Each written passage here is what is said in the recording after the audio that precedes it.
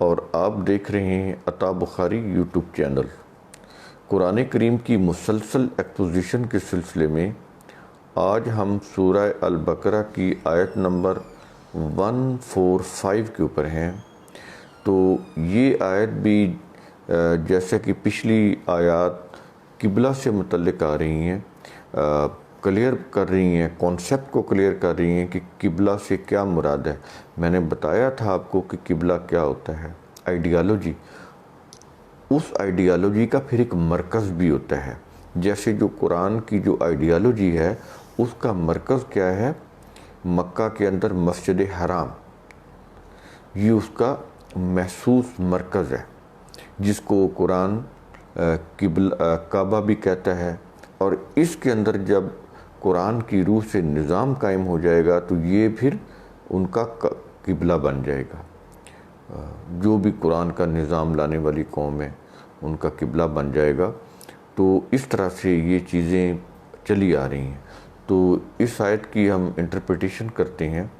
یہ آیت یہاں سے شروع ہو رہی ہے کہ وَلَئِنْ أَتَيْتَ الَّذِينَ أُوتُوا الْكِتَابَ بِكُلِّ آیَةٍ، نبی کریم صلی اللہ علیہ وسلم سے خطاب کر کے اللہ کہہ رہا ہے کہ اور البتہ اگر تو ان لوگوں کے پاس ہر قسم کی نشانیاں بھی لے آئے، یہ کن کی بات ہو رہی ہے؟ جیوز کی بات ہو رہی ہے کہ اگر تو ان کے پاس ہر قسم کی بکلی آیاتیں ہے نا، ہر طرح کی تو آیات بھی لے آئے، تو پھر بھی کیا ہوگا؟ ما تابعوا قبلتک، پھر بھی وہ تیرے اس قبلہ کی اتباع نہیں، پیروی نہیں کریں گے، یہ اس کو فالو نہیں کریں گے۔ کس کو؟ آئیڈیالوجی کو، جو قرآن بیس آئیڈیالوجی تو دے رہا ہے لوگوں کو، انسانوں کو، یہ پھر بھی اس کو فالو نہیں کریں گے، اس آئیڈیالوجی کے اوپر نہیں آئیں گے جس کی بیس قرآن ہے اور جسے تو لوگوں کو بتا رہا ہے، یہ اس کے اوپر نہیں آئیں گے۔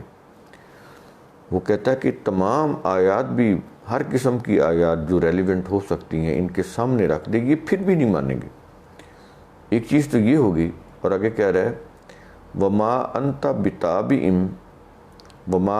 بِتَابِعٍ قِبْلَتَهُمْ، اور نہ ہی تو ان کے قبلہ کی پیروی کرنے والا ہے، فالو کرنے والا ہے۔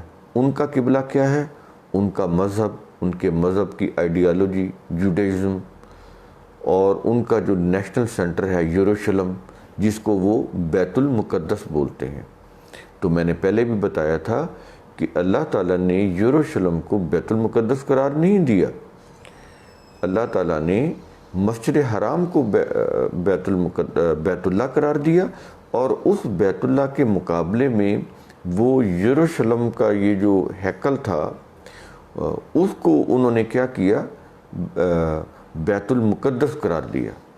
اور یہاں پر یہ بھی چیز سمجھ لیں کہ نبی کریم صلی اللہ علیہ وسلم کے دور میں جب یہ قبلہ کی بات ہو رہی ہے، جس میں کہا جا رہا ہے کہ قبلہ اول، مسلمانوں کا قبلہ اول بیت المقدس، یہی کہتے ہیں نا، تو اس وقت تو مسجد اقصی تھی نہیں۔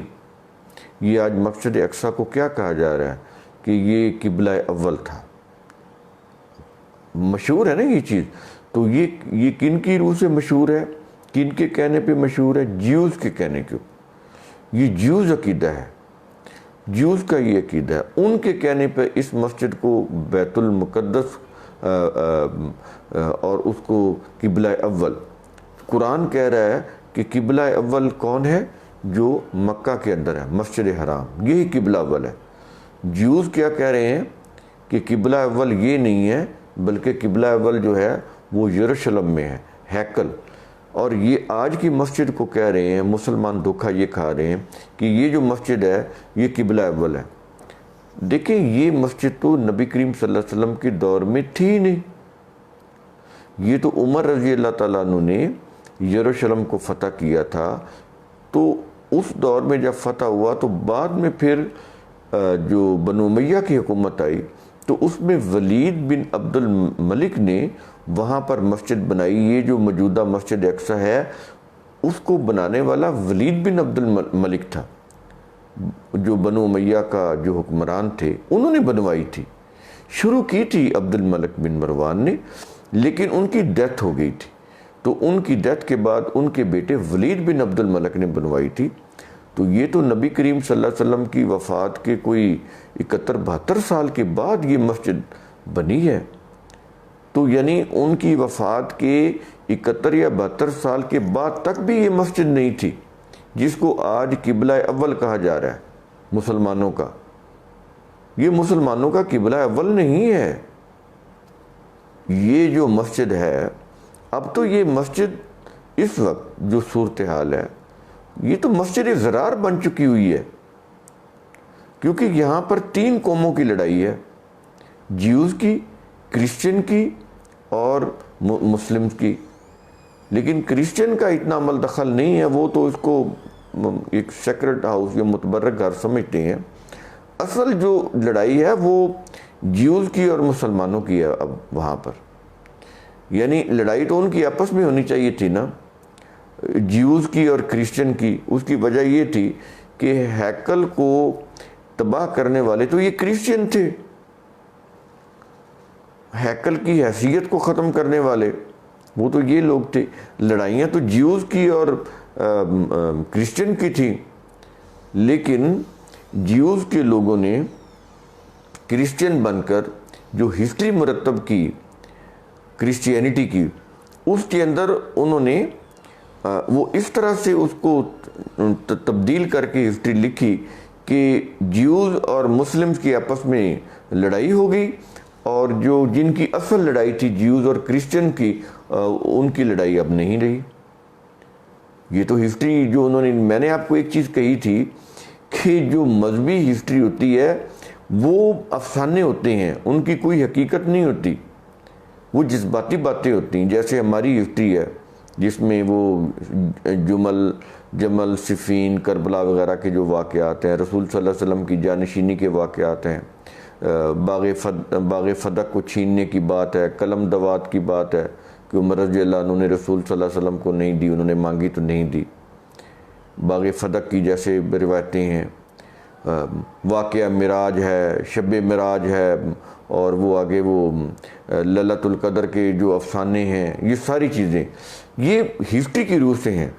دنیا میں کوئی بھی قوم، چاہے وہ جیوز ہو، چاہے وہ کرسچن ہو، چاہے وہ مسلم ہو، اور اس کے علاوہ سکھ ہوں، ہندو، کسی کی مذہبی لیول کے اوپر جو بھی ڈاکومنٹس لکھا جاتا ہے اس کی کوئی حیثیت نہیں ہوتی، وہ جھوٹ ہوتا ہے، مبالغہ میزی پر مبنی چیزیں ہوتی ہیں۔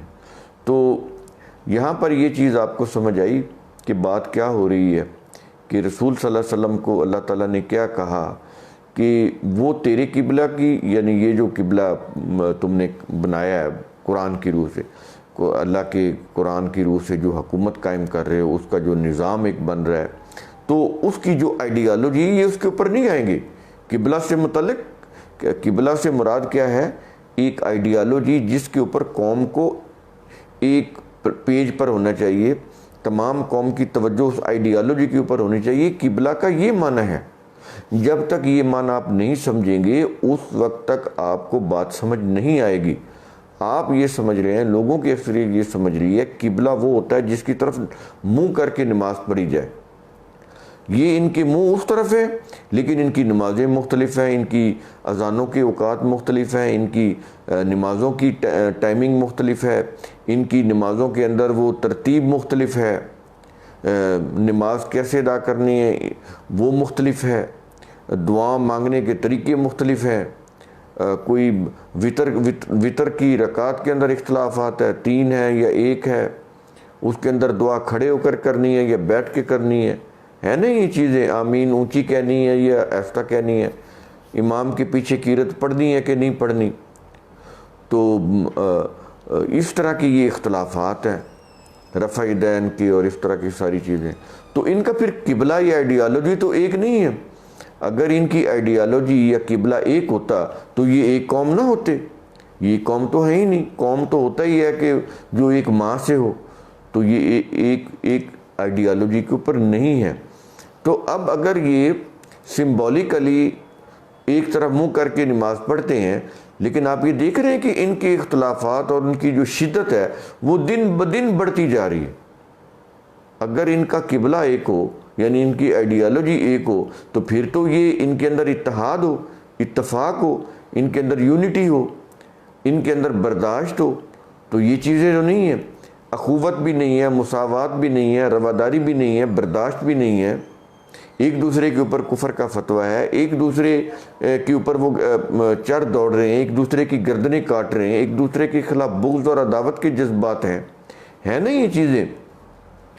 تو اس طرح سے یہ ثابت ہوا کہ ان کا قبلہ ایک نہیں ہے، بھلے یہ ایک طرف منہ کر کے نماز پڑھتے ہیں. قرآن کریم تو اس کے متعلق بھی کہہ رہا ہے لیس البر ان تولوا وجوہکم شطر المسجد الحرام. کہتا ہے یہ نیکی نہیں ہے کہ تم ادھر منہ کر لو اور سمجھو اب نیکی کر رہے. قرآن تو خود کہہ رہا ہے لیس البر، یہ کوئی نیکی نہیں ہے، یہ کوئی بر نہیں ہے. قرآن تو اس چیز کو نیکی مانتا ہی نہیں جس کو وہ نیکی تصور کر کے کہہ رہے ہیں کہ ذرا سا بھی ادھر ادھر کو ہو گیا تو نماز ٹوٹ جائے گی. قرآن کہتا ہے سرے سے ہی لیس البر، یہ نیکی ہے ہی نہیں جس کو تم نیکی سمجھ رہے ہو. تو اس طرح سے جب آپ قرآن کریم کی آیات کے اوپر غور کریں گے آپ کو ان کے جوابات ملتے چلے جائیں گے. تو آگے یہ دیکھیں کیا چیز کہہ رہا ہے قرآن کریم.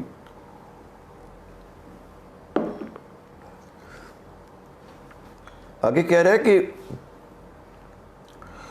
کہ ایک بات ہوگی کہ نہ وہ تیرے قبلہ کو مانیں گے، اس کی پیروی کریں گے، نہ تو ان کے قبلہ کی پیروی کرے گا. نبی سے کہہ رہا ہے. اور آگے کہتا ہے وَمَا أَنْتَ بِتَابِعٍ قِبْلَتَهُمْ. یہ چیز ہوگی کہ نہ تو ان کے قبلہ کی پیروی کرے گا. اور آگے کیا کہہ رہا ہے وَمَا بَعْضُهُمْ بِتَابِعٍ قِبْلَةَ بَعْضٍ. کہتا ہے یہ جو تیری آئیڈیالوجی کے اوپر نہیں ہے، جو قرآن بیس ہے، تو یہ اس کے اوپر بھی نہیں ہے. آگے قرآن کہہ رہا ہے کہ یہ خود بھی کسی ایک آئیڈیالوجی کے اوپر نہیں ہے. ان کا تو اپنا کوئی ایک قبلہ نہیں ہے. ان کے تو بعض جو ہیں وہ اس قبلہ کو مانتے ہیں، ان کے بعض نہیں مانتے. یہ قرآن کہہ رہا ہے وَمَا بَعْضُهُمْ بِبَعْضٍ. اور ان کے جو بعض ہیں وہ بتابن پیروی کرتے ہیں قبلۃ بعض کے قبیلے کی پیروی کرتے ہیں. یعنی یہ تو خود یعنی ان کے قبلے ڈیفرنٹ ہیں، یعنی یہ ایک آئیڈیالوجی کے اوپر نہیں ہے. اور ان کے بعض جو ہیں وہ بعض کی پیروی کرتے ہیں اور بعض کی نہیں کرتے. اس کا مطلب یہی ہوا نا، یعنی یہ تو خود ڈس انٹیگریٹڈ ہے. اس کا معنی یہ بنے گا یعنی یہ تو خود یونائٹڈ نہیں ہے، ان کی آئیڈیالوجی ایک نہیں ہے. یہ چیز ہوگی.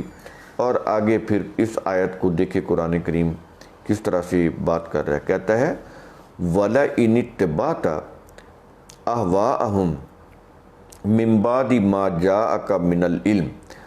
اگر علم آ جانے کے بعد، وحی آ جانے کے بعد، یہاں پر العلم سے مراد وحی ہے، وحی آ جانے کے بعد اگر تو نے وَلَئِنِ اتَّبَعْتَ، اگر تو نے اتباع کی اہواءہم، ان کی خواہشات کی، جیوز ہوں یا کوئی بھی ہو، ان کی خواہشات کی پیروی کی وہی آ جانے کے بعد، تو پھر اس کا کیا ہوگا. یعنی جس طرح وہ اختلافات کر رہے ہیں، اور اگر تو بھی اس طرح کی کوئی چیز ہوئی کہ ایک قبلہ کی طرف نہ رہا، یعنی تیری ایک آئیڈیالوجی نہ رہی جو قرآن بیس ہونی چاہیے اس کے اوپر نہ رہی، اور تو اگر اس نے ان کے خواہشات کی پیروی کی، جیوز کی یا کسی بھی اور قوم کی، وہی آ جانے کے بعد اگر یہ چیز کی، تو پھر کیا کہہ رہا ہے قرآن کریم نبی کریم صلی اللہ علیہ وسلم سے مخاطب ہو کے کہتا ہے کہ اِنَّكَ اِذًا مِّنَ الظَّالِمِينَ. تو یقیناً اس وقت تو ظالمین میں ہو جائے گا. وَلَئِنِ اتَّبَعْتَ أَهْوَاءَهُمْ، اگر تو نے ان کی خواہشات کی، ان کے جذبات کی پیروی کی، یعنی جیوز کی یا کسی بھی قوم کی، تو پھر کیا ہو جائے گا. کہتا ہے اِنَّكَ یقیناً تو، اب یہاں پر اِنَّ ہے، یقیناً تو اس وقت ظالمین میں سے ہو جائے گا. ظالمین کون ہوتے ہیں؟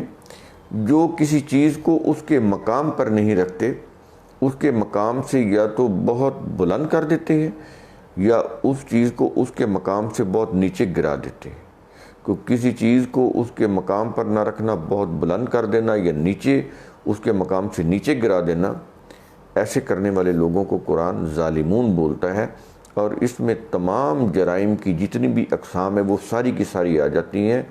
دیکھیں قرآن کریم یہاں پر وہ لفظ لے کر آ رہا ہے، کہتا ہے اگر ایسا کیا، اب مجھے آپ یہ بتائیں کہ یہ چیز تو نبی کریم صلی اللہ علیہ وسلم کے لیے کہی جا رہی ہے کہ اگر تم نے ان کی خواہشات کی پیروی کی تو پھر ظالمین میں سے ہو جائیں گے۔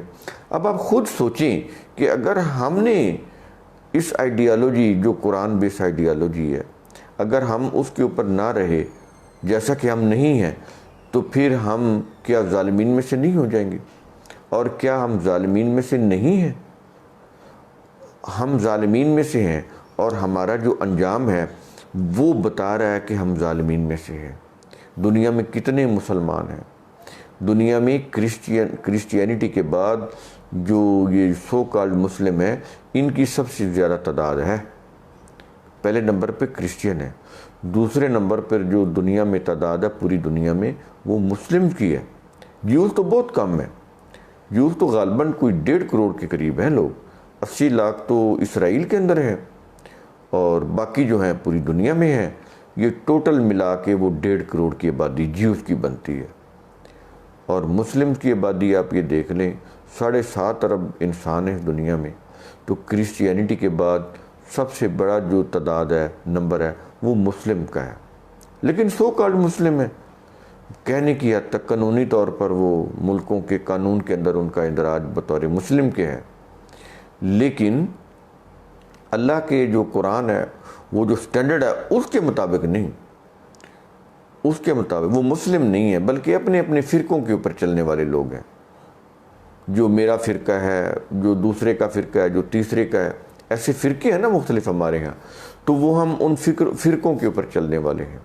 قرآن کریم ان کو مسلم نہیں کہتا، یہ ہمارا ایک دعویٰ ہے کہ ہم مسلم ہیں، اور مسلم کے لیے صرف اور صرف جو قرآن ہے یہ قانون کا حیثیت رکھتا ہے۔ اگر کوئی قوم قرآن کو اپنا قانون مانتی ہے، اس کے مطابق اپنا نظام حیات بناتی ہے، اس کے مطابق اپنے اسٹیٹ کے قوانین بناتی ہے، ان اسٹیٹ کے قوانین کے مطابق عمل کرتی ہے، تو وہ قوم مسلم ہے۔